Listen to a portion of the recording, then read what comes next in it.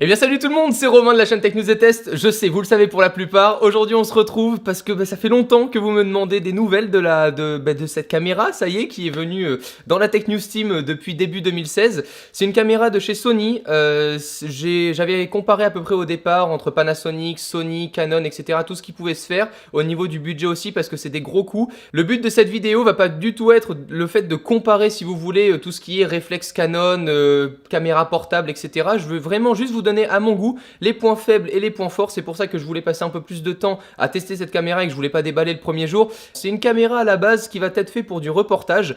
Ne serait-ce que par sa taille, on va remarquer une première chose, c'est que quand on la prend en main, c'est vachement plus stable qu'un réflexe. Pourquoi? Parce qu'on a vachement plus de zones, si vous voulez, où on peut placer nos mains. Et vu que le poids est quand même beaucoup plus conséquent qu'un réflexe ou qu'un petit bridge ou qu'une autre caméra portable, dès qu'on va l'avoir en main avec la poignée qui va se trouver juste du côté droit ou juste au-dessus, on va être vraiment hyper stable. Et en plus de ça, si vraiment vous bougez un peu, que vous êtes en voiture ou quoi que ce soit, il y a une stabilisation optique. C'est vraiment pas une stabilisation numérique, c'est une stabilisation optique. Ça signifie quoi? Ça signifie qu'imaginons vous ayez un cercle comme ça, dans lequel il y a un autre petit cercle. Ce petit cercle, c'est votre objectif. Et entre le petit cercle et le gros, c'est un bain d'huile. Et du moment où vous allez activer la stabilisation, ça va forcément bouffer un peu plus de batterie. On va revenir sur l'autonomie un peu plus tard. Mais du coup, le petit objectif va vraiment se déplacer à l'intérieur du gros. Et c'est ce qui va faire qu'on a des images assez folles quand on bouge, etc. Surtout avec Thomas qui est juste derrière la caméra et qui filme souvent avec cette caméra quand je suis en reportage en déplacement comme dernièrement à Barcelone.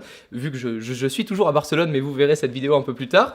C'est vraiment le point fort pour le coup, c'est la stabilisation et au niveau de la taille, voilà, une fois qu'on l'a en main, on bougera plus. Pour continuer dans la qualité vidéo, je voulais vraiment parler également de l'objectif. C'est pas un objectif interchangeable, c'est aussi ce que je souhaitais parce que je voulais pas investir des centaines d'euros tout au fur et à mesure dans d'autres objectifs, dans d'autres gammes, parce qu'on sait que c'est comme une grosse passion. Hein. Moi je le voyais déjà avec le réflexe, tu pars sur un petit 50 mm, puis après tu vas vers un autre objectif, puis ceci, puis cela, et puis tu finis avec un panoplie de collection.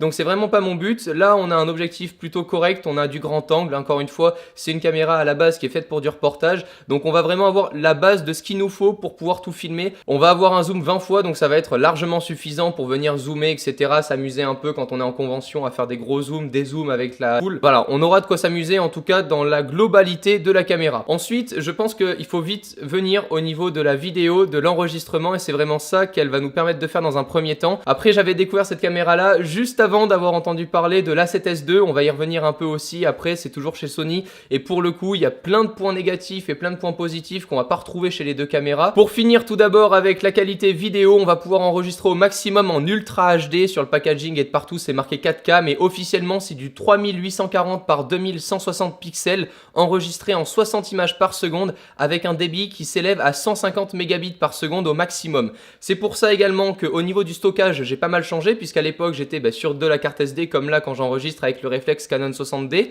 et sur celui-ci je vais être avec une carte XQD. Qu'est-ce que ça va me permettre? Justement d'accéder à des débits beaucoup plus hauts que cette caméra là me permet d'enregistrer, et c'est ce qu'on peut pas faire avec une carte SD. On n'arrive pas à atteindre des plafonds aussi hauts qu'avec une carte XQD, donc ça va être un coût en plus. Comptez environ 200 € pour une carte de 60 Go en XQD, donc c'est juste dingue au niveau des prix. Tous les accessoires qu'on va vouloir rajouter quand on passe une caméra comme ça, c'est quand même assez conséquent. Et au niveau du transfert et de l'enregistrement, je vous le cache pas, 20-25 minutes de vidéo, ça représente 32 Go de stockage. Donc autant vous dire qu'il vaut mieux avoir un petit disque dur à côté de soi. Et pourquoi à côté de soi quand on filme? Parce qu'on va venir ouvrir notre petit panel qui est juste à notre gauche, et je vais pouvoir venir relier en USB directement 3.0 mon disque dur qui va se lancer. Donc tout va être alimenté grâce à la caméra, et il n'y aura pas que le disque dur, vous verrez après.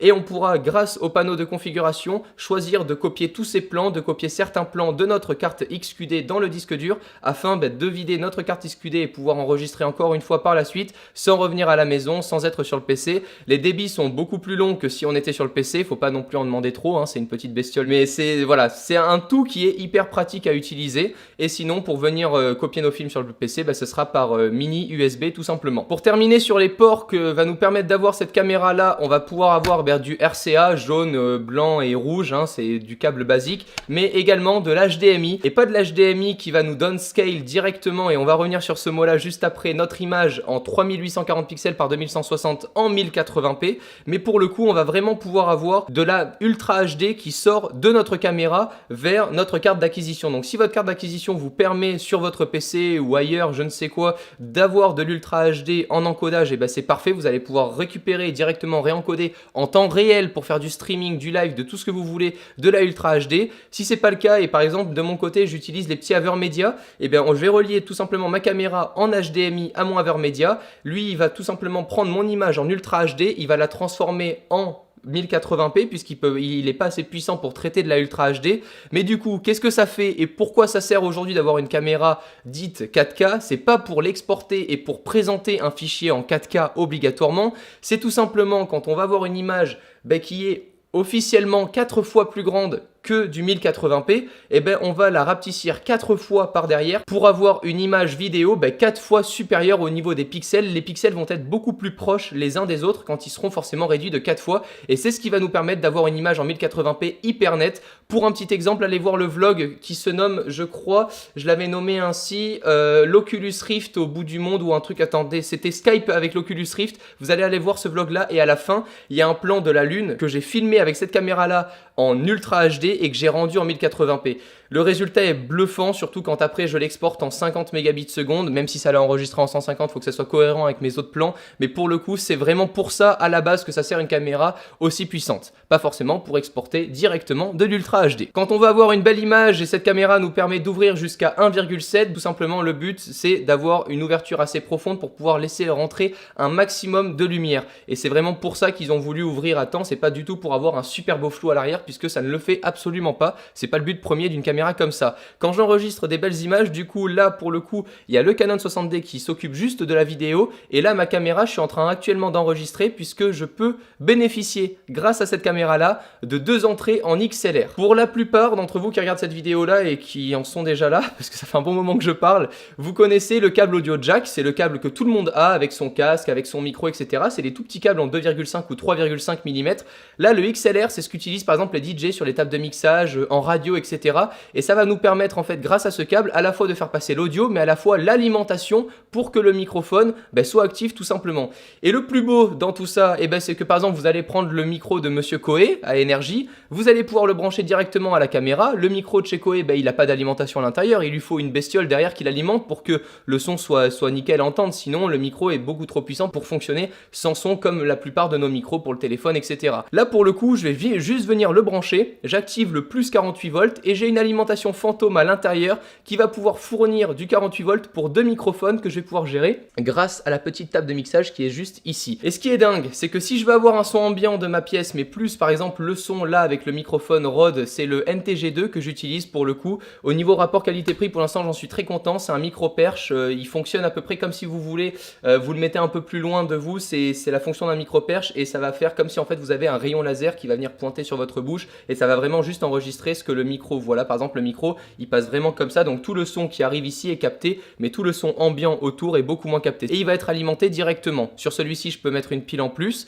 mais pour le coup c'est pas la peine puisque je viens activer mon 48 volts, ça alimente mon microphone et en plus de ça je peux dire à ma caméra écoute ma bestiole, vu que je vais avoir un petit son d'ambiance mais que je veux pas trop que mon son d'ambiance vienne prendre la place de mon microphone principal, je viens quand même activer le microphone qui est pas mauvais du tout, qui est sur la caméra directement embarqué. Je viens sur mon petit panel ici baisser le gain de mon microphone intégré, augmenter le gain de mon microphone main ou de mon microphone perche et je peux avoir comme ça un son d'ambiance si on est à la foule, si on est dans un concert, etc. pour gérer le son que toi tu entends et le son que tu veux faire entendre à la caméra. Et au niveau de l'image, vous devez tout simplement vous demander depuis le début à quoi ça sert ce truc. Est-ce que c'est pour se la péter, l'œilleton qui est fourni avec des caméras comme ça contrairement à d'autres caméras où ça va être une option encore une fois par exemple sur la 7S2 à rajouter. Tout simplement aujourd'hui tout le monde utilise des écrans pour visionner ce qu'on veut. Sauf qu'un écran, vous êtes en plein soleil, vous voulez filmer vos gamins, une plage, peu importe, un coucher de soleil, et vous êtes bourré de luminosité, c'est impossible de gérer la limite colorimétrie qu'on peut faire un petit écran comme ça, parce que c'est quand même ultra petit. C'est grâce à ça aussi que ça va nous permettre la prise HDMI, si on veut rajouter un autre écran ici. Là pour le coup, j'ai le microphone main de chez Sennheiser qui est toujours relié et que j'utilisais pour les reportages, et quand on va voir un gros écran, ça sera peut-être un peu plus agréable, mais là pour le coup, le but c'est vraiment, je viens mettre mon œil à l'intérieur, ça me coupe de toute la luminosité qui est autour et j'ai du coup la duplique exacte de ce que j'avais à l'écran. Ça fonctionne pas du tout comme un œilleton de réflexe, ça fonctionne pas par miroir et on voit pas exactement l'image que vous pouvez voir à l'œil nu. Ça va être tout simplement un écran qui est à l'intérieur de la caméra et que vous allez pouvoir visionner grâce à l'œilleton quand l'écran est désactivé. Il faudra pas oublier le mini temps de latence sur l'œilleton, c'est le petit défaut je pense au fur et à mesure, de toute façon tout sera réglé, mais voilà, il y a quand même un petit temps de latence au niveau de l'œilleton, mais encore une fois c'est pas fait pour enregistrer des vidéos de sport, des vidéos de ouf, etc. C'est vraiment fait pour du reportage, être calé, travailler vraiment son image et ce qu'on souhaite. Pour refroidir tout ça, parce que ça chauffe avec les batteries, etc. Là pour vous donner une idée, voilà, ça c'est ma main, ça c'est la batterie. Voilà, c'est plutôt sympa, c'est pratiquement la taille du 1000D, du Canon 1000D que j'avais à l'époque. On va avoir un petit ventilateur qui est juste à côté et pour moi c'était la grande première, c'est très rigolo quand on enregistre au fur et à mesure en Ultra HD d'entendre le ouh avec le petit ventilateur. Pour le coup ce sera pas capté par le microphone si on arrive à bien gérer ses gains, mais c'est quand même, je trouvais ça assez dingue à chaque fois de grossir en caméra et du coup d'avoir à chaque fois une optimisation complète de la caméra pour éviter que ça chauffe, etc. etc. Pour terminer, on a tous les petits boutons on-off à droite. Ici on a des petits boutons qui vont être programmables. Là par exemple si je veux faire un zoom numérique pour vraiment gérer la mise au point de mon écran, je peux le faire. Je peux gérer dans mon panel tout ce que je souhaite. J'ai également des filtres que je peux imposer à ma caméra si j'ai vraiment trop de luminosité. La caméra au niveau de la sensibilité à la lumière ne va pas se gérer par l'ISO mais par les gains, c'est vraiment du décibel donc ça va être à vous de régler, c'est un petit truc en plus à prendre en main. Voilà, pour ma part en tout cas une caméra comme ça j'ai mis à peu près 1 semaine et demie, 2 semaines avant de l'allumer pour la régler et savoir exactement le réglage que je souhaite faire.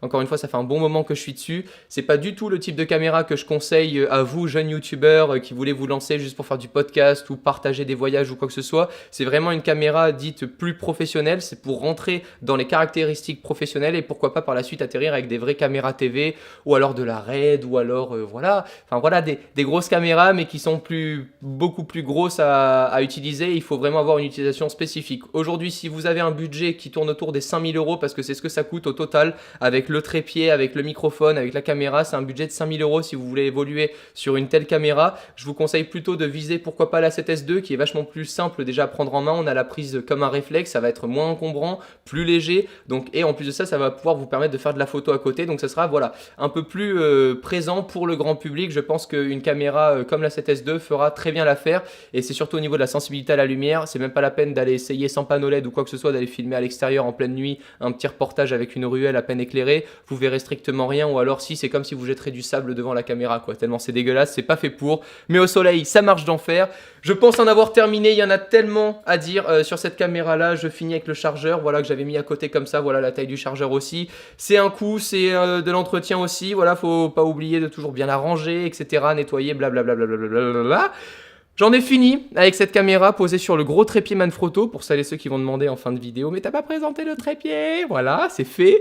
J'espère que cette vidéo vous aura plu, moi en tout cas c'est un réel plaisir de pouvoir tourner au fur et à mesure avec ça. J'aime toujours mon petit Canon 60D ou ma petite Legria Mini X, qui pour le coup est aussi grosse que cette batterie là, pour filmer mes petits vlogs, ça suffit amplement. C'était tout pour cette vidéo très longue, mais très complète, et je me devais de la faire. D'ici les prochaines, n'hésitez pas à vous abonner, à me suivre sur les réseaux sociaux, Instagram, etc. Je poste plein de photos de la bébête, parce que ça y est, je suis marié avec, je peux plus m'en séparer. À très vite, prenez soin de vous et à la prochaine. Ciao tout le monde. Rap is law and I'm passing the bar. All verses considered like I'm NPR, and we are killing them. Everyone I roll with, gunning for the top spot, the opposite of hopeless. My flow is the dopest of anyone in showbiz. No more riddling, I'm still so